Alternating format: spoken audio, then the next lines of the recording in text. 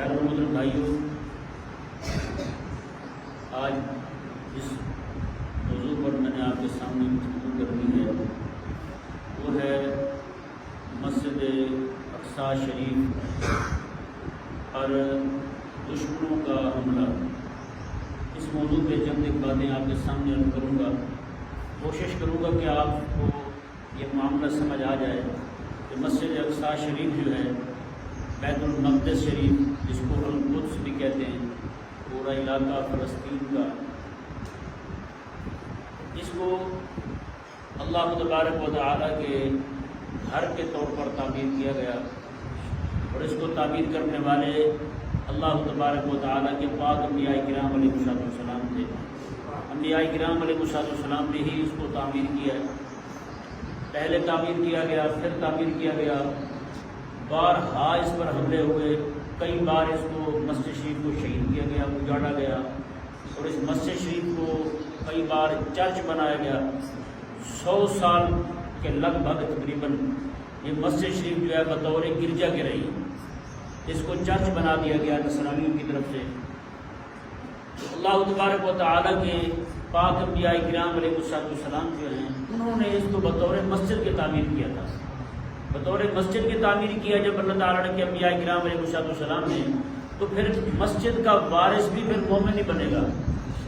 مومن کے علاوہ جو بھی بندہ ہوگا وہ مسجد کا وارث نہیں بن سکتا۔ میں آپ کو بطور مثال دیتا ہوں، کوئی کسی جگہ کوئی مومن بندہ مسجد بنا دیتا ہے، اللہ نہ کرے اس کے بچے جو ہیں وہ اسلام سے پھر جائیں، جب اسلام کو چھوڑ جائیں گے تو اس مسجد پر تولیت کا حق اس کے بچوں کا نہیں ہوگا، مسجد پر اس کے بچوں کا حق نہیں ہوگا۔ اس کے بچوں کو حق تب بنتا جب جس چیز نے ان کے ابا کو مسجد بنانے پر ابھارا تھا وہ ایمان تھا۔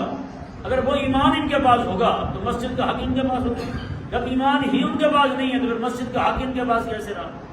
اللہ تبارک و تعالیٰ کے پاک پیغمبر علیہ السلام نے مسجد کو تعمیر کیا، حضرت سیدنا سلیمان علیہ السلام نے مسجد شریف تعمیر کی۔ جی قرآن کریم ارشاد فرماتا ہے، لیکن یہ یہودیوں کو یہ ادعا ہے، وہ کہتے ہیں کہ مسجد اقصی شریف جو ہے یہاں پر حضرت سیدنا سلیمان علیہ السلام نے ہیکل بنایا تھا، یعنی کہ مندر بنایا تھا ہمارا، یہ یہودیوں کے لیے، یہودیوں کی عبادت گاہ کے لیے بنایا تھا، جبکہ ایسی بات نہیں ہے۔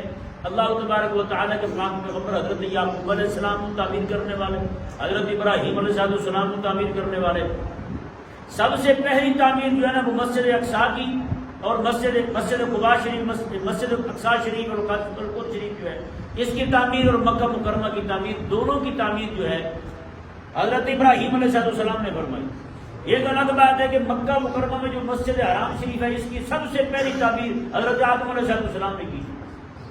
آپ جب زمین پر تشریف لائے تو اللہ تعالیٰ کی بارگاہ میں عرض گزار ہوئے، یا اللہ میں جب وہاں پہ تھا بیت المعمور میں، وہاں فرشتوں کی آوازیں سنتا تھا، تسبیحات کی، تیرا ذکر کرتے تھے، تو مولا میرا دل اداس ہے، میرا دل کچھ مانگتا ہے، کسی چیز کی طلب کرتا ہے، تو اگر کرم فرمائے تو یہاں بھی اس طرح کا کوئی نظام بنا دے۔ اللہ تبارک و تعالیٰ نے یہاں پر کعبہ شریفہ بنانے کا حکم دیا، جہاں حضرت آج کعبہ مشرفہ موجود ہے۔ یہ حضرت آدم علیہ السلام کی پہلی تعمیر تھی۔ حضرت نوح علیہ السلام کے زمانے میں طوفان آیا تو کعبہ مشرفہ شہید ہو گیا۔ اس کے بعد حضرت ابراہیم علیہ نبی جناب علیہ السلام کو رب تعالیٰ نے حکم دیا کعبہ بنانے کا۔ آپ جب کعبہ بنانے لگے تو اس کی بنیادیں جو تھیں وہ ساری مٹی میں چھپ چکی تھی۔ حضرت جبریل امین علیہ السلام آئے، آپ نے آ کر کے اپنا پر مارا، زمین ساری صاف ہو گئی۔ حضرت سیدنا آدم علیہ السلام کی بنائی ہوئی بنیادیں وہ ساری کی ساری باہر تشریف لے آئیں۔ آدم علیہ السلام کی بنیادیں جو ہیں وہ ظاہر ہو گئی۔ وہیں پر حضرت ابراہیم علیہ السلام نے کعبۃ اللہ کو تعمیر فرمایا۔ اسی طرح کر کے دوسری تعمیر ابراہیم علیہ السلام یہاں کر رہے ہیں، وہاں پر بھی ابراہیم علیہ السلام نے مسجد اقصی کی بنیاد رکھی، اس کو بھی وہی تعمیر کر رہے ہیں۔ آپ کے دو بیٹے، ایک بیٹے کو حضرت اسماعیل علیہ السلام کو کعبہ مشرفہ میں ٹھہرایا، ان کی خدمت کعبہ مشرفہ کی خدمت ذمہ لگائی اسماعیل علیہ السلام کے، اور مسجد اقصی کی خدمت جو ہے وہ ابراہیم علیہ السلام نے اپنے شہزادے اسحاق علیہ السلام کے ذمہ لگائی۔ یعنی یہ مسجد جو ہے وہ بنا بھی رب کے نبی رہے ہیں اور مسجد کی خدمت بھی رب کے نبی ہی کر رہے ہیں۔ تو اس طرح کر کے حضرت سیدنا اسحاق علیہ السلام، ان کے بعد حضرت یعقوب علیہ السلام، پھر اس طرح کر کے انہوں نے جو کعبہ مشرفہ وہاں پہ مسجد اقصی شریف جو بنائی پہلی وہ لکڑی کی بنائی حضرت یعقوب علیہ السلام نے، تو پھر بنی اسرائیل کا وہ قبلہ ٹھہرا، مسجد اقصی شریف جو ہے وہ قبلہ ٹھہرا ان کا. بنی اسرائیل جو ہے وہ سارے اس طرف منہ کر کے نماز پڑھتے تھے، مسجد اقصی کی طرف منہ کر کے، پھر سارے ادھر ہی منہ کر کے نماز پڑھتے رہے. یہاں تک کہ میرے آقا صلی اللہ علیہ وسلم جب مکہ مکرمہ میں تھے تو آقا علیہ السلام اس بات کا انتظام فرمایا کرتے تھے کہ نماز حضور پڑھیں مسجد اقصی کی طرف منہ کر کے، کھڑے ایسے ہوں کہ کعبے کو بھی پیٹھ نہ ہو اور مسجد اقصی کی طرف بھی منہ ہو جائے. یعنی ایسے رخ آقا علیہ السلام کھڑے ہوا کرتے تھے. یہ آقا علیہ السلام کا طریقہ مبارکہ تھا. جب مدینہ منورہ میں آ گئے تو 16 مہینے یا 17 مہینے مسجد اقصی کی طرف منہ کر کے نماز پڑھتے رہے. آپ کو پتہ جو لوگ گئے ہیں اللہ تعالیٰ باقیوں کو بھی لے جائے، جو گئے ہیں اللہ تعالیٰ بار بار لے جائے ان کو. مسجد قبلتین میں جب جاتے ہیں وہاں دیکھتے ہیں اوپر نشان دکھاتے ہیں حاجی جی دیکھیں جی بالکل ایسے ہی آپ یہاں جس طرف ہم پڑھتے ہیں نا کعبہ کو ہیں جی وہی سمت مدینہ کی ہے. آگے مدینہ آتا ہے، ہم جس طرف منہ کر رہے ہیں راستے میں مدینہ آتا ہے، پھر آگے مکہ آتا ہے، کعبہ پھر آتا ہے. بالکل ایک ہی سمت میں ہم پاکستان اور مدینہ دونوں ایک ہی سمت میں مکہ کے کعبہ مشرفہ کی. کعبہ کی جو سمت جو ہے نا ہمیں پڑتی ہے دکھائی دیتی ہے وہی مدینہ میں دکھائی دیتی ہے. ٹھیک ہے نا جی. تو کریمہ کا صلی اللہ علیہ وسلم نماز جب پڑھا کرتے تو بالکل رخ اس کا تبدیل تھا. اس طرح منہ کر کے آقا علیہ السلام نماز پڑھتے تھے وہاں پہ. تو اللہ تبارک و تعالی نے نماز میں ہی حکم ارشاد فرما دیا جی آپ جو ہے نا فولی وجہ کے شطر المسجد الحرام، آپ جو ہے نا وہ مسجد حرام شریف کی طرف منہ کر لیں. کس طرف منہ کر لیں؟ مسجد حرام شریف کی طرف منہ کر لیں. نماز میں ہی آ کر انسان نے منہ اس طرف کر لیا. سارے صحابہ کرام علیہ رضوان کے گھوم گئے کس طرف بنا؟ مسجد اقصی سے اس طرف. اب مسجد اقصی شریف جو ہے یہ قبلہ رہا اہل ایمان کا. کن کا قبلہ رہا؟ اہل ایمان کا. بنی اسرائیل جو ہیں جب حضرت عیسیٰ علیہ السلام تشریف لائے اور ان سے پہلے جو انبیاء کرام علیہ السلام تشریف لاتے رہے انہوں نے انبیاء کرام علیہ السلام کو شہید کیا. بنی اسرائیل نے، یہودی جو ہیں انہوں نے ایک دن کے اندر 43 نبی 7 کم 50 نبیوں کو انہوں نے شہید کیا. ایک دن کے اندر صبح کے وقت انہوں نے 43 نبیوں کو شہید کیا. شام کے وقت ان کے جو نبیوں کے ماننے والے تھے اہل ایمان 112 بندے، وہ جب واپس آئے انہیں پتہ چلا کہ اللہ کے نبی شہید ہو چکے ہیں. انہوں نے آ کر ان کو ڈانٹا کہ حیا کرو تم نے یہ کیا حرکت کی ہے. شام کے وقت انہوں نے 112 صحابی جو ان نبیوں کے صحابی تھے ان کو بھی قتل کر دیا. اب بتائیں جو بندہ نبی کو شہید کر دے وہ نبی کے دین پر راہ بنا. انہوں نے تو حضرات انبیاء کرام علیہ السلام کو شہید کیا. اب وہ موسیٰ علیہ السلام کے دین پر کیسے ہو سکتے ہیں؟ موسیٰ علیہ السلام کے دین کے ہی مبلغ تھے وہ حضرات انبیاء کرام علیہ السلام. نئی شریعت لے کر نہیں آئے تھے، انہی کی شریعت کی تبلیغ کے لیے اللہ تبارک و تعالیٰ نے ان کو بھیجا تھا، لیکن انہوں نے ان کو شہید کر دیا. جب نبیوں کو شہید کر دیا تو بتائیں اب ان کا دین کے ساتھ کیا تعلق رہا؟ جب دین کے ساتھ تعلق نہیں ہے تو مسجد اقصی شریف جو ہے مسجد کے ساتھ ان کا تعلق پھر کیا رہا؟ کوئی تعلق نہیں رہا ان کا مسجد شریف کے ساتھ. اب حضرت عیسیٰ علیہ السلام تشریف لائے، انہوں نے عیسیٰ علیہ السلام کا بھی انکار کیا. عیسیٰ علیہ السلام کو بڑی اذیتیں اور تکلیفیں دی، یہاں تک کہ حضرت عیسیٰ علیہ السلام کو سولی پر چڑھانے کے لیے تیار ہو گئے. یہ تو اللہ تبارک و تعالیٰ نے قرآن میں فرما دیا ولیکن شبہ لہم، ہم نے انہی کے بندے کو ان کے لیے شبہ میں ڈال دیا. انہوں نے اپنا بندہ پکڑ کے لٹکا دیا. انہوں نے یہی سمجھا کہ عیسیٰ علیہ السلام کو ہم نے سولی پہ چڑھا دیا ہے اور اللہ تبارک و تعالیٰ نے حضرت جبریل امین علیہ السلام کے ذریعے حضرت عیسیٰ علیہ السلام کو آسمانوں پہ اٹھا لیا. اب جو اتنے سارے انبیاء کرام علیہ السلام کو شہید کر دیں، بتائیں نا یہاں پہ کلمہ پڑھنے والا اپنے آپ کو دعویٰ کرے مسلمان ہونے کا، پھر گستاخی کرے آقا علیہ السلام کی، تو بتائیں اس کا قبلے کی طرف منہ کر کے نمازیں پڑھنا قبول ہے؟ وہ کہہ رہے جی میں تو کعبے میں جا کر نماز پڑھتا ہوں، کعبے کی طرف منہ کر کعبے میں پہنچ کے نماز پڑھنا قبول ہے اس کا؟ تو پھر جب انہوں نے حضرات انبیاء کرام علیہ السلام کو شہید کر دیا، حضرت عیسیٰ علیہ السلام کو شہید کرنے کے لیے سولی پہ لٹکانے کے لیے تیار ہو گئے. یہ تو اللہ تعالیٰ نے اپنی خفیہ تدبیر فرمائی کہ اللہ تعالیٰ نے عیسیٰ علیہ السلام کو بچا لیا. اور انہوں نے پھر حضرت زکریا علیہ السلام کو شہید کیا. زکریا علیہ السلام کے سر پر آرا چلا دیا انہوں نے، جسم کے 2 ٹکڑے کر دیے انہوں نے. کون ہے ان کو شہید کرنے والا؟ سارے یہی یہودی لوگ تھے. تو بھائی جب انہوں نے حضرات انبیاء کرام علیہ السلام کو شہید کیا ہے، اب تو ان کا مسجد اقصی پر کسی طرح کوئی حق نہیں رہا. ان کا حق کب بنتا ہے بتائیں؟ جب انہوں نے اپنے حضرت سیدنا موسیٰ علیہ السلام کی تعلیمات کو ہی ترک کر دیا ہے تو پھر ان کا کیا رہا اگر بتائیں جان؟ تو ان کا کوئی حق نہیں ہے۔ اب مسجد اقصی شریف پر حق اسی کا ہوگا جو بھی بندہ حضرت موسیٰ علیہ السلام کے دین کو ماننے والا ہوگا۔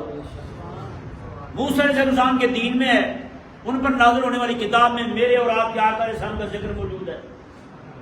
ہاں جی، موسیٰ علیہ السلام کے نازل ہونے والی کتاب میں پوری روایتیں موجود ہیں، ہمارے علماء نے نقل کی ہیں۔ آج ان کی کتابوں میں ان کی باوجود اس تحریفات کے رد و بدل کے باوجود بھی میرے آقا علیہ السلام کا ذکر موجود ہے۔ آئے دن کوئی نہ کوئی بات نکلی ہوتی ہے باہر، سارے یہودی ہکے بکے ہوتے ہیں، سر پکڑ کے بیٹھے ہوتے ہیں۔ تو بھائی کریم آقا صلی اللہ علیہ وسلم چونکہ حضرات انبیاء کرام علیہ السلام کے دین کے سچے وارث بن کے آئے، اللہ تبارک و تعالیٰ نے وہی دین عطا فرمایا میرے آقا علیہ السلام کو۔ اللہ تعالیٰ نے قرآن کریم میں ارشاد فرمایا شرع لکم من الدین ما وصى به نوحا، اللہ تعالیٰ نے فرمایا کہ اللہ تبارک و تعالیٰ نے ان کے لیے وہی راہ ڈالی ہے شریعت کی محبوب کے صحابہ تمہارے لیے، جس دین کا حکم ہم نے نوح علیہ السلام کو دیا تھا، جس دین کا حکم ہم نے ابراہیم علیہ السلام کو دیا تھا، جس دین کا حکم ہم نے موسیٰ علیہ السلام اور عیسیٰ علیہ السلام کو عطا فرمایا تھا۔ مطلب یہ ہے ان سارے نبیوں کا جو دین تھا وہ اللہ تبارک و تعالیٰ نے حبیب کریم علیہ السلام کے واسطے سے حبیب کریم علیہ السلام کی امت کو عطا فرمایا۔ اب جب دین سارے کا سارا وہ ہمارے پاس موجود ہے تو بھئی دین کے جو اس وقت شاعر تھے وہ بھی تو ہمارے بنیں گے نا، ان کے کہاں بنیں گے بھلا؟ اب مسجد میں حق ان کا نہیں ہے، مسجد اقصی پہ حق ان کا نہیں ہے۔ یہ الگ بات ہے کہ یہودیوں کا بھی دعویٰ ہے، نصرانیوں کا بھی دعویٰ ہے۔ نصرانی بھی یہی کہتے ہیں کہ ہمارا بندہ جی، اور نعوذ باللہ من ذالک۔ پھر ان کی اس سے پہلے بخت نصر کا حملہ دیکھ لیں، حضرت دانیال علیہ السلام کے زمانہ مبارکہ میں بخت نصر بادشاہ جو تھا یہ عراق کا تھا، بابل کے علاقے کا تھا، اس نے جا کے حملہ کیا اور حضرت دانیال علیہ السلام نے اپنی قوم کو فرمایا تمہارے پاس پیسہ زیادہ آ گیا ہے لہذا تم مستیوں میں لگ گئے ہو، خدا کا خوف کرو اور اللہ تبارک و تعالیٰ کی دین کی طرف عود کراؤ۔ لیکن انہوں نے دانیال علیہ السلام کی بات نہیں مانی، اس نے حملہ کیا بخت نصر نے مسجد اقصی شریف پر، 70,000 بندے قتل کر دیے۔ کتنے بندے؟ 70,000 بندے قتل کر دیے اور 70,000 کو قیدی بنا دیا اس نے۔ آپ نے قرآن کا قصہ تو سنا ہوگا کہ حضرت عزیر علیہ السلام جا رہے تھے، آپ نے دیکھا کہ بستی پوری ساری لوگوں کی بری ہوئی پڑی ہے جی۔ انہوں نے کہا یا اللہ ان کو زندہ کیسے کرے گا؟ اللہ تعالیٰ نے کہا تیرا ایمان نہیں ہے۔ انہوں نے کہا ایمان تو ہے لیکن چاہتا ہوں دل بھی مطمئن ہو جائے۔ جو بندہ دیکھ لیتا ہے نا مشاہداتی دلیل بندے کے ہاتھ آ جاتی ہے تو پھر عین یقین کے درجے میں پہنچ جاتا ہے بندہ۔ اللہ تبارک و تعالیٰ نے 100 سال پورے حضرت عزیر علیہ السلام کو وہی سنا دیا، روٹی ساتھ بندی بھی۔ یہی کا واقعہ ہے مسجد اقصی کا، روٹی ساتھ بندی بھی ہے، روٹی لٹکا دی، پانی لٹکا دیا درخت پر اور خود سو گئے۔ جب بیدار ہوئے تو 100 سال کے بعد کیا دیکھتے ہیں؟ آپ کی روٹی اور سالن اور پانی جو ہے بالکل ایسے جیسے ابھی رکھا ہو۔ آپ کو پتہ ہے روٹی کی مدت اتنی زیادہ نہیں ہوتی، فوراً خشک ہو جاتی ہے، اور سالن جو ہے وہ ایک آدھ دن نکال جاتا ہے بغیر فریج کے۔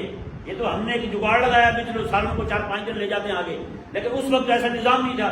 سالن رکھا بالکل صحیح بغیر یعنی کہ ذائقہ تبدیل کیے ہوئے ایسے پڑا ہوا ہے، روٹی نرم کی نرم پڑی ہوئی ہے، روٹی گرم کی گرم پڑی ہوئی ہے۔ جس نے زیادہ وقت نکالنا تھا گدھے نے وہ فوت ہو گیا، اب وہ بچے نہیں، اس کی ہڈیاں چمک رہی ہیں، بال پڑے ہوئے ہیں کچھ۔ اللہ اکبر کبیرہ، اللہ تعالیٰ کی بارگاہ میں آپ گزار ہوئے مولا۔ اللہ تعالیٰ نے پہلے پوچھا میں کہ عزیر ہے کتنی دیر سوئے ہو؟ کہنے لگے یا اللہ یوم و بعد یوم، ایک دن سویا ہوگا یا پھر کچھ دن کا کچھ حصہ سویا ہوگا۔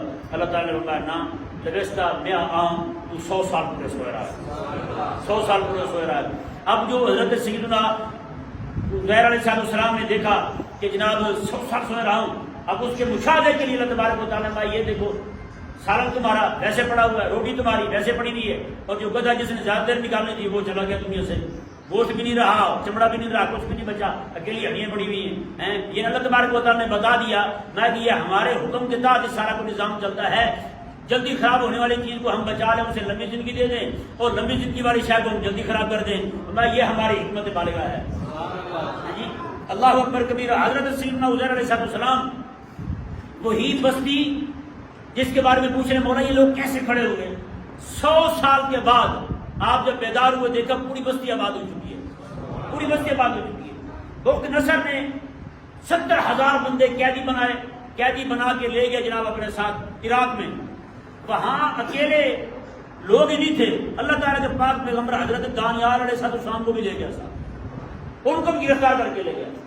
حضرت دانیال علیہ السلام جب جکڑے ہوئے ہیں زنجیروں میں تو آپ اپنے ساتھیوں کو فرمانے لگے یار بتاؤ، میں نے تمہیں کہا تھا نا سیدھے ہو جاؤ، اب تم نے اپنا بھی حال خراب کیا ہے، میرا بھی یہ حال کر دیا ہے، یہی تم انسان بن جاتے تو آج یہ تکلیف ہمیں نہ اٹھانی پڑتی۔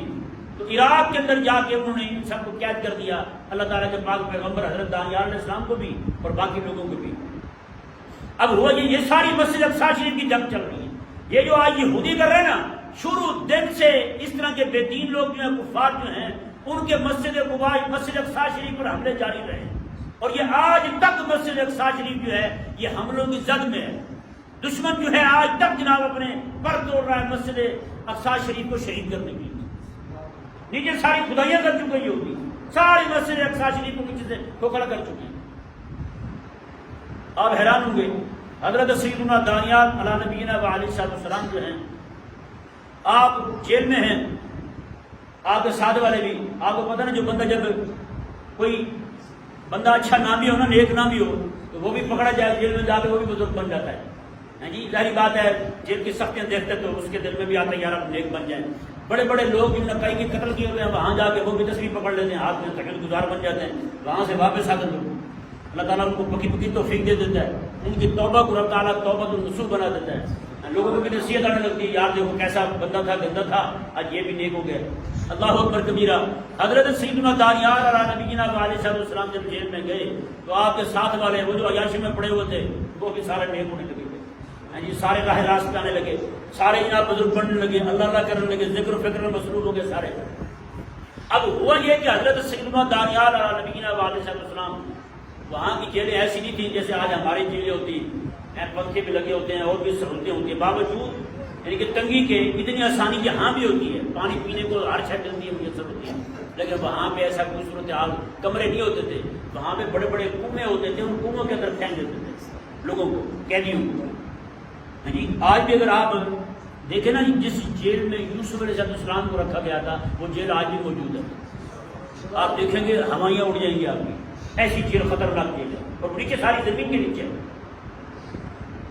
حضرت دانیال علیہ نبینا علیہ السلام کو یہ رہ رہے ہیں، جو جیلر تھا بندہ وہ بار بار آپ کے پاس آئے، آپ کو دیکھے، اللہ اکبر، آپ کا نور نبوت ماتھے پہ چمکتا تھا، یہ دیکھ کے وہ غلامی بن گیا آپ کا، آپ کی خدمت کرے گا، یہ حکم ہو تو بتائیں۔ بخت نصر بادشاہ جو ہے اس نے خواب دیکھا، خواب کیا دیکھتا ہے، جو بھی دیکھا اس نے اپنے سارے جتنے بھی تھے لوگ جب جمع کیا، ان کو کاہنوں کو، کتونیوں کو، ہاں بھائی انہیں خواب دیکھا میں نے، تعبیر بتاؤ۔ کتنا کہا تھا، انہوں نے کہا خواب بتائیں، کہنے لگا خواب تو بھول گیا ہوں، خواب تو بھول گیا ہوں، خواب ذہن میں نہیں رہا، اب آپ ہی بتاؤ خواب کیا ہے۔ انہوں نے کہا خواب آپ نے دیکھا، ہم کیسے بتائیں۔ اس نے کہا تمہارا دعویٰ ہے علم غیب کا، ہم غیب جانتے ہیں، تو بتاؤ میں خواب کیا دیکھا میں نے۔ اس نے سارے کائنات کو، نجومیوں کو ٹائم دیا 3 دن کا، 3 دن کے اندر اندر مجھے خواب بھی بتاؤ، تعبیر بھی بتاؤ، نہیں تو تمہاری گردنیں اتار دوں گا، تمہاری نسلیں تک ختم کر دوں گا۔ اللہ اکبر۔ جب سب نے سنا تو سب کے ہوش اڑ گئے۔ اب حضرت دانیال علیہ السلام نے جیلر کو بلایا، اسے فرمایا یار بات سن، تیرے بادشاہ نے ایک خواب دیکھا ہے، اگر تم مجھے اس کے پاس لے چلے تو میں اس کو خواب بھی بتاؤں، تعبیر بھی بتاؤں۔ اس نے کہا آپ کے پاس میرے علاوہ کوئی آتا نہیں ہے، تو آپ کو خواب کون بتا گیا ہے؟ آپ نے کہا یار میرا رب جو ہے نا وہی مجھے بتاتا ہے سارا۔ اللہ اکبر۔ حضرت دانیال علیہ نبینا علیہ السلام جو ہیں، اس نے کہا دیکھنا کہیں یہ نہ ہو کہ میں آپ کو لے جاؤں، آپ کو الٹی سیدھی بات کر دیں، بعد میں میری ترقی ہونے کے، میرے گردن اتارنے کا حکم آ جائے، میں ہی مارا جاؤں، رگڑا جاؤں۔ انہوں نے کہا نہیں نہیں، تو مجھے لے چل، تیری ترقی بھی پکی ہے، جتنے لوگ جیل میں پڑے ہیں ان کے لیے برابر آسانی پیدا فرمائے گا۔ وہ گیا، جا کے اس نے بتایا، اس نے کہا یہ جیل میں ایک بندہ ہے، آج تک میں نے اس کی زبان سے کوئی سچ کے علاوہ کچھ نہیں سنا، سچا بندہ ہے، اس نے مجھے کہا ہے کہ مجھے لے چلو تو میں بتاؤں تمہارے بادشاہ نے کیا خواب دیکھا۔ اس نے کہا وہ کیسے بتائے گا؟ اس نے کہا یہ دیکھنا، یہ بھی تو اسی نے بتایا، اس کو کسی نے نہیں بتایا تھا، بادشاہ نے خواب دیکھا ہے، تو بادشاہ خواب بھی بھولا ہوا ہے، آپ اگر مجھے ٹائم دے میں لے آؤں اس بندے کو، بندہ بتا دے گا آپ کو۔ دانیال علیہ السلام کے لیے اس نے جناب شاہی لباس بھیجا، آپ نے وہ کپڑے پہنے اور پورے روب اور جلال کے ساتھ جی پیغمبرانہ جلال۔ دانیال علیہ السلام چلتے ہوئے جب پہنچے وہاں سامنے بادشاہ کے، بادشاہ کو سجدہ نہیں کیا آپ نے، سارے سجدہ کرتے تھے بادشاہ کو، آپ نے سجدہ نہیں کیا۔ وہ کہنے لگا جی چلو ٹھیک ہے، خواب تو پوچھتے ہیں آپ سے، آپ نے سجدہ کیوں نہیں کیا؟ اللہ اکبر، رب کے نبی کی شان دیکھے کیسے ہوتی ہے۔ یہ ہمارے جیسے لوگ ہوتے ہیں بولتے جو ڈر جاتے ہیں اور نہیں جی آپ پتہ نہیں کیا کہیں گے، چلو کوئی خیر کر لیں نا۔ اللہ تعالیٰ کے پاک پیغمبر ہیں حضرت سیدنا دانیال اور نبینا علیہ السلام، جیسے وہاں پہنچے سجدہ نہیں کیا، اس نے کہا سجدہ کیوں نہیں کیا؟ آپ نے کہا یار دیکھ میرے سجدہ نہ کرنے میں نا تیرا بھی نفع ہے میرا بھی نفع ہے۔ اس نے کہا چلو تیرا تو نفع ٹھیک ہے، تو میرے سامنے جھکا نہیں ہے، تو میرا نفع کیا ہے؟ آپ نے کہا کہ ان سب کا رب کون ہے؟ اس نے کہا میں ہوں۔ آپ نے کہا ان سب کا رب تو ہے نا، پھر میرا رب کوئی اور ہے۔ اگر میں تجھے سجدہ کر دیتا تو مجھے اس نے منع کر رکھا ہے میرے علاوہ کسی کو سجدہ نہیں کرنا۔ اگر میں سجدہ کر دیتا تجھے تو اللہ تعالیٰ نے میرے رب نے مجھ سے ناراض ہو جانا تھا۔ جو علم مجھے رب تعالیٰ نے دیا ہے تیرے خواب کے متعلق وہ اس نے چھین لینا تھا، نہ تیرا خواب بتاتا نہ تعبیر بتاتا، پھر تیرا خواب بھی وہی رہ جاتا، تیری تعبیر بھی وہی رہ جاتی۔ تو اس لیے میں نے سجدہ نہیں کیا تجھے تاکہ تیرا نفع ہو۔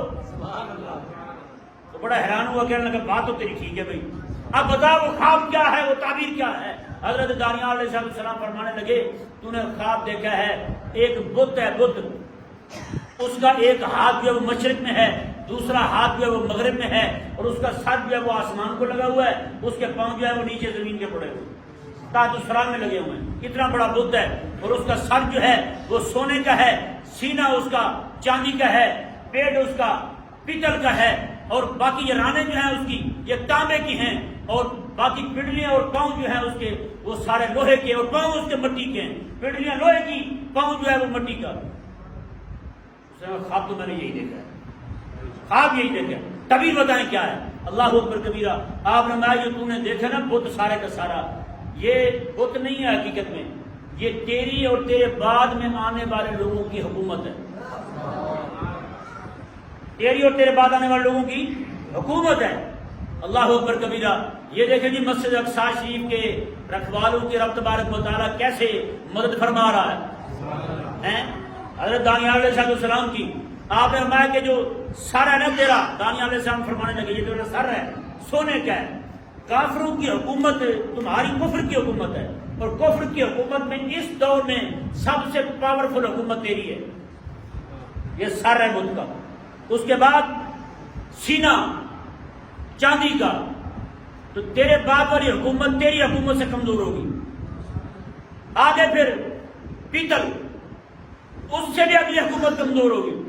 آگے پھر لوہا، اس سے بھی اگلی حکومت کمزور ہوگی۔ آگے پھر مٹی، اس سے بھی اگلی حکومت کمزور ہوگی۔ اس نے کہا یہ تو باقی صحیح کہہ رہے ہیں۔ آپ نے کہا کہ دیکھو سنو، خواب میں تم نے کچھ اور بھی دیکھا ہے۔ اس نے کہا وہ کیا دیکھا ہے؟ دانیال علیہ السلام فرمانے لگے تم نے یہ دیکھا ہے کہ آسمان سے ایک پتھر گرا ہے، اس نے سارے بت کو ریت بنا دیا ہے، بھسم کر کے رکھ دیا اس نے کہا یہ بھی دیکھا ہے۔ اللہ اکبر۔ آپ نے فرمایا دیکھ پھر بات سن، وہ جو پتھر گرا ہے نا وہ پتھر نہیں ہے، وہ رسول اکرم صلی اللہ علیہ وسلم کی نبوت کا نعرہ ہے، وہ رسول اللہ صلی اللہ علیہ وسلم کی شریعت ہے۔ آخری زمانے میں جب تیری حکومتیں ان کا حال یہ ہو جائے گا، نوبت یہاں تک پہنچے گی، اس وقت اللہ تبارک و تعالیٰ نبی آخر الزمان کو بھیجے گا۔ اس نبی صلی اللہ علیہ وسلم میں تیری ساری حکومت اور کفر کی جتنی حکومتیں ہوں گی ان سب کو ختم کر دینا ہے۔ تمہاری جتنی بھی تہذیبیں ہیں کفر کی سب کو ختم کر دینا ہے۔ نظام معاشرت، معیشت، تعلیم جتنا بھی کفر کا چل رہا ہوگا، جتنا رواج پا چکا ہوگا، سب کو ختم کر دینا ہے، اور پوری دنیا کے اندر اسلام کا جھنڈا لہرانا ہے۔ آپ نے جب یہ تعبیر بتائی، بادشاہ جناب نیچے اترا تخت سے، حضرت دانیال علیہ السلام کو تخت پہ بٹھایا، کہنے لگا جی آج کے بعد حکمران آپ ہیں، اتنے قیدی ہیں سارے آزاد ہیں، میرا حکم بھی تب تک نافذ نہیں ہوگا جب تک آپ کا حکم نہیں آ جائے۔ میں آپ کا نائب اور آپ کے پیچھے چلوں گا، بس اب سارا کچھ آپ پہ چلے گا۔ تو پیارے اور محترم بھائیو، اس طرح کر کے پھر جناب حملے ہوتے رہے مسجد اقصی شریف پر، کبھی کوئی آیا تو کبھی کوئی آیا۔ میرے کریم آقا صلی اللہ علیہ وسلم کے زمانے مبارکہ میں مسجد اقصی پر قبضہ تھا نصرانیوں کا۔ کن کا قبضہ تھا؟ نصرانیوں کا۔ حضرت عمر رضی اللہ تعالیٰ نے تیاری پکڑی مسجد اقصی شریف کو فتح کرنے کے لیے، آپ نے لشکر بھیجا۔ لشکر جب وہاں پہنچا تو آگے سے انہوں نے کہا کہ دیکھو تمہارے امیر کا نام کیا ہے؟ انہوں نے کہا ہمارے امیر کا نام جو ہے نا وہ عمر ہے۔ کیا نام ہے؟ عمر ہے۔ انہوں نے دیکھا کتاب میں، اب نصرانی نے اپنی کتاب اٹھائی، اس میں دیکھا، کہا کہ دیکھو بات سنو، تم اپنے امیر کو لے آؤ، جو نشانیاں ہماری کتاب میں موجود ہیں نا تمہارے امیر کی، اگر وہ وہی ہوئی تو ہم بغیر لڑائی کے پوری مسجد کی کنجیاں آپ کے ہاتھ میں دے دیں گے، ہم بھی چڑھ دیں گے، جب بندہ وہی ہوا تو، ورنہ تمہارے ساتھ ہماری لڑائی ہوگی۔ اللہ اکبر کبیرہ۔ حضرت سیدنا عمر رضی اللہ تعالیٰ کو مدینے میں اطلاع آتی ہے، وہاں کے پادری سارے جمع ہو کے آپ کو طلب کر رہے ہیں، آپ تشریف لائیں۔ میرے کریم آقا علیہ السلام کے غلام حضرت عمر رضی اللہ تعالیٰ وہاں سے روانہ ہونے لگے، کپڑے آپ کے پھٹے ہوئے ہیں، 16-17 جگہ پہ پیوانے لگے ہوئے حضرت عمر کے کپڑوں کو۔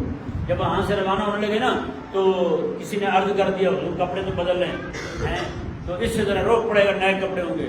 حضرت عمر رضی اللہ عنہ فرمایا دیکھو بات سنو، جو عزت ہمیں اسلام نے دی نا وہی کافی ہے، اس سے کوئی بات بننے والی نہیں ہے۔ حضرت عمر رضی اللہ عنہ جب وہاں پہنچے، آپ کا خادم ساتھ تھا، ایک ہی سواری ہے امیر المومنین کے بعد، ایک ہی سواری ہے، آپ اترتے ہیں وہ سوار ہوتا ہے، وہ آپ نیچے چلتے ہیں وہ سوار ہوتا ہے، وہ سوار آپ جب اوپر بیٹھتے ہیں تو وہ چلتا ہے۔ چلتے چلتے جب وہاں پہنچے نا جی، تب باری کس کی تھی؟ غلام کی باری تھی، سوار ہونے کی، حضرت عمر کی چلنے کی باری تھی۔ ایک جگہ پہ ندی آ گئی، حضرت عمر رضی اللہ عنہ نے بیچ سے گزرنا تھا، آپ نے اپنے موزے اتارے، قریب پہنچ گئے، موزے اتارے، ایک موزہ ادھر رکھ دیا، ایک ادھر رکھ دیا اور چلنے لگے۔ آقا علیہ السلام جو صحابی ہیں بڑے جلیل القدر جرنیل ہیں، وہ آگے بھاگ کے انہوں نے کہا حضرت مہربانی کریں یہاں سے اتار لیں، بڑے بڑے پادری بڑے بڑے نصرانی بیٹھے ہوں، وہ کیا کہیں گے؟ اللہ اکبر۔ آپ نے میں دیکھ بات سن، تیرے علاوہ کوئی اور بات کرتا نا میں نے بڑا مارنا تھا اسے ہیں، تمہیں پتہ نہیں ہے جو عزت ہمیں محمد عربی کے نلین نے دی ہے نا، میں کہ اس سے ہمیں کوئی فرق نہیں پڑنے والا۔ حضرت عمر رضی اللہ عنہ ایسے نلین یہاں رکھے ہوئے مسجد اقصی میں داخل ہو گیا۔ جی پادری آئے وہاں پہ، آپ کو دیکھ کے کتابیں اٹھا کے لاؤں گے، بڑے بڑے علماء سامنے بیٹھ کے کتابیں کھول کے دیکھنے لگے، جناب ادھر کتاب کو دیکھتے ہوں گے، حضرت عمر کو دیکھتے ہیں، ان کے پیغام کینے انہوں نے جی سارا خلیت دیکھ کے کہنے لگے اپنے نصرانیوں کو، سب کو کہنے لگے اور یار پیچھے ہو جاؤ، یہ وہی بندہ ہے جس کی بشارت اللہ تبارک و تعالیٰ نے ہماری کتاب میں عیسیٰ علیہ السلام کو تھا، فتح ہو گیا جی۔ حضرت عمر رضی اللہ تعالیٰ نے پھر جہاں سے آقا علیہ السلام معراج پہ گئے تھے اس جگہ کو حضرت عمر رضی اللہ عنہ نے صاف کیا خود اپنے ہاتھوں سے، جسے قبۃ الصخرہ کہتے ہیں۔ آج آپ ہی دیکھتے ہیں مسجد اقصی میں گولڈن رنگ کی سونے رنگ کی ہے نا، تو مسجد اقصی نہیں ہے، مسجد اقصی دوسری ہے جی، جو سفید رنگ کی ہے، گنبد اس کا سفید رنگ کا ہے اور وہاں وہ میلا ہو چکا ہے، یعنی کہ پانی پڑنے سے بارش کا تو رنگ اس کا تبدیل ہو چکا ہے۔ مسجد اقصی شریف وہ ہے، تو یہ جو گنبد سلہی رنگ کا ہم دیکھتے ہیں یہ قبۃ الصخرہ ہے، یہ وہ مقام ہے جہاں سے آقا علیہ السلام معراج پہ گئے تھے اور جہاں پہ معراج کی رات حضرت جبریل امین علیہ السلام نے آقا علیہ السلام کی سواری کو باندھا تھا۔ یہ وہ گنبد ہے، اس گنبد کے اندر وہ پتھر موجود ہے آج بھی۔ حضرت عمر رضی اللہ تعالیٰ عنہ کے بعد پھر مسجد اقصی شریف جو ہے یہ اہل ایمان کے پاس ہی رہی۔ سلطان صلاح الدین ایوبی رضی اللہ تعالیٰ عنہ سے پہلے کچھ عرصہ پہلے جو ہے 1000 کچھ میں نصرانیوں نے قبضہ کر لیا، 1099 میں شاید، عیسوی کی بات کر رہا ہوں، 2024-25 چل رہا ہے نا، یہ 1099 میں انہوں نے قبضہ کر لیا مسجد اقصی شریف پر، اور قبضہ بھی ایسا کیا کہ ہزاروں مسلمانوں کو قتل کیا انہوں نے جی۔ مسجد اقصی شریف پہ قبضہ جما لیا انہوں نے، نصرانیوں نے قبضہ کیا۔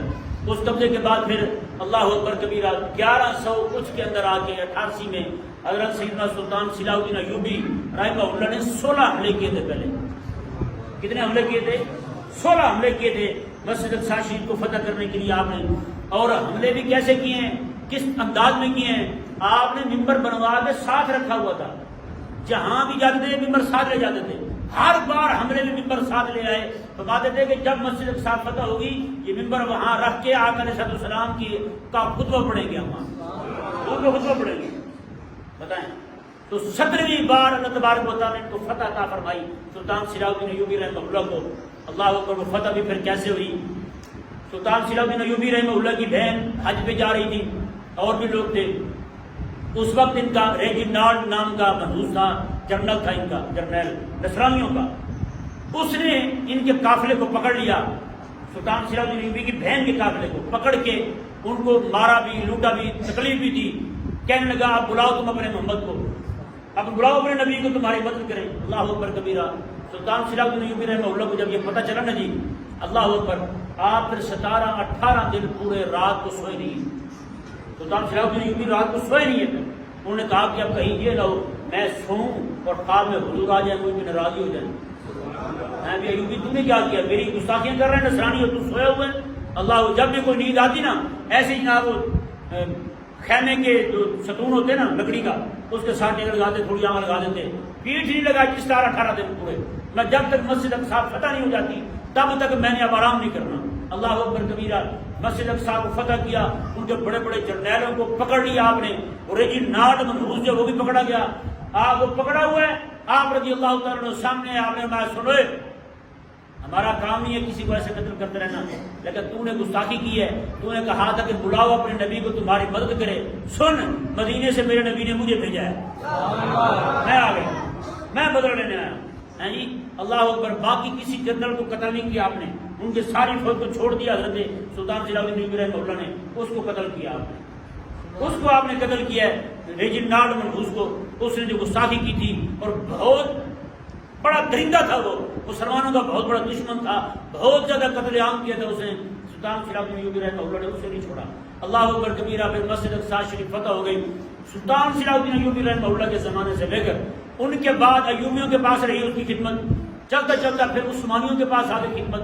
سلطان صلاح الدین ایوبی رحمہ اللہ کی سلطان عثمانی جو ہیں, عثمانی خلافت عثمانیہ والے ترک جو ہیں, جب ان سے خلافت چھینی گئی اس کے بعد یہودی جو ہیں وہ قابض ہو گئے مسجد اقصی شریف پر. جب سے یہودی قابض ہوئے ہیں تب سے مسلمان مظلوم ہیں, تب سے مسلمانوں پر ظلم ہی ہوئے جا رہا ہے. اب پیارے محترم بھائیوں, میں آخری بات آپ کے سامنے رکھتا ہوں. ہمارے بہت سارے لوگ ہیں جن کو پتہ تک نہیں ہے یار ہمارے مسلمانوں کے ساتھ کیا ہو رہا ہے. ابھی رمضان شریف کے اندر 20واں شاید روزہ تھا, 250 بندے کو شفا ہسپتال میں یہودی نے پکڑ کے لٹکا دیے, سولی چڑھا دیے. 250 بندوں کو اکٹھے. وہاں پہ جو شیخ ہیں, شیخ جو حماس کے جو سربراہ ہیں شیخ اسماعیل, وہ ان کے 3 بیٹے اور ان کے پوتے تک پرسوں والے دن سب کو شہید کر دیا. لیکن وہ بندہ جو ہے اتنا ہمت والا ہے, اس کو جب وہ قطر کے اندر بیمار جو پڑے ہوئے تھے نا ان کی تیمارداری کر رہے تھے, شیخ اسماعیل کو وہاں اطلاع ملی کہ آپ کے 3 بیٹے شہید کر دیے گئے. ایک بیٹے کو پہلے شہید کیا گیا ہے 2-3 مہینے پہلے, 3 بیٹے اب شہید ہو گئے, پوتے شہید ہو گئے. کہا کہ اس طرح آپ کے گھر کتنے بچے شہید ہو گئے, آپ کے بچے. اللہ اکبر کبیرہ.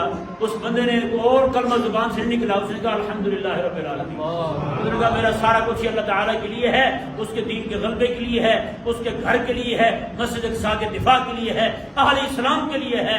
اس نے پھر بھی یہ اعلان کیا کل, اس نے کہا میری اولاد, میرا سارا کچھ جو ہے, ہمارے اموال, ہمارے گھر, ہماری ہر شے جو ہے, یہ مسجد اقصی اور مسجد اقصی کے باسی جو ہیں ان کے مفادات پر مقدم نہیں ہے. ان کے مفادات پہلے ہیں, میرے بچے بعد میں ہیں, اللہ تعالیٰ کا دین پہلے ہے, میری اولاد بعد میں ہے, ہمارے گھر بعد میں ہیں, ہماری ہر شے بعد میں ہے. تو پیارے اور محترم بھائیوں, میں اور آپ ہم دیکھیں ہم کیا کردار ادا کر رہے ہیں مسلمانوں کے لیے. مسجد اقصی کے باسی جو ہیں مسجد اقصی کے دفاع میں لڑ رہے ہیں. آج ہندوستان کے ہندو جو ہیں وہ یہاں سے جا کے مسلمانوں کو قتل عام کر رہے ہیں. نصرانیوں یہودیوں کی فوج میں داخل ہو رہے ہیں ہندوستان کے ریٹائر فوجی, اور کئی حاضر سربز لوگ جا رہے ہیں. ہندوؤں کی RSS جو تنظیم ہے, بدماش تنظیم ہے, مسلمانوں کو یہاں قتل عام کرتی ہے, ان کے لوگ وہاں جا رہے ہیں, یہودیوں کی فوج میں شامل ہو رہے ہیں, مسلمانوں کو قتل کر رہے ہیں. یار آج یہودیوں کا دکھ ہندو کو سمجھ آ گیا, مسلمان کا دکھ مسلمان کو سمجھ کیوں نہیں آیا؟ مسجد اقصی کا دکھ مسلمان کو سمجھ کیوں نہیں آیا؟ آج مسجد اقصی جو ہے وہ شہید ہونے کو ہے. یعنی یہی لوگ ہیں, یہی آڑ ہیں, یہی بند ہے ان کے سامنے. اگر یہی شہید کر دیے جائیں تو بتائیں مسجد اقصی کب رہے گی ہمارے پاس؟ صرف 2 ہی قبلے نہیں ہیں, صرف ایک قبلہ جو ہے نا ایک نہیں ہے ہمارا, یہ بھی ہمارا قبلہ ہے, اس میں بھی حق ہمارا ہے. حضرت عمر رضی اللہ عنہ کے زمانے سے آج تک بیچ کا وہ دورانیہ جو آیا ان بدماشوں کا, وہی 88-90 سال پورا مسجد اقصی شریف کو چرچ میں تبدیل کیا گیا, اذانیں نہیں ہوئی. لیکن اس کے بعد سے آج تک حضرت عمر رضی اللہ عنہ کے زمانے سے مسجد اقصی شریف کی تولیت اہل اسلام کے پاس ہے, اس کی تولیت کا حق مسلمانوں کے پاس ہے. آج مسلمانوں سے چھینا جا رہا ہے. جب یہودی چاہتے ہیں نماز پڑھنے دیتے ہیں, جب منع کرتے ہیں منع کر دیتے ہیں. مسجد اقصی میں جو محراب رکھا تھا نا, منبر, سلطان صلاح الدین ایوبی رحمہ اللہ نے جو بنا کے اتنا اچھا ساتھ لیے پھرتے تھے، 1968 کے اندر ایک یہودی مائیکل نام کا آسٹریلیا کا یہودی وہ یہاں آیا زیارت کی نیت سے اور مسجد اقصیٰ کو آگ لگا دی. 4 گھنٹے پورے مسجد اقصیٰ میں آگ لگی رہی.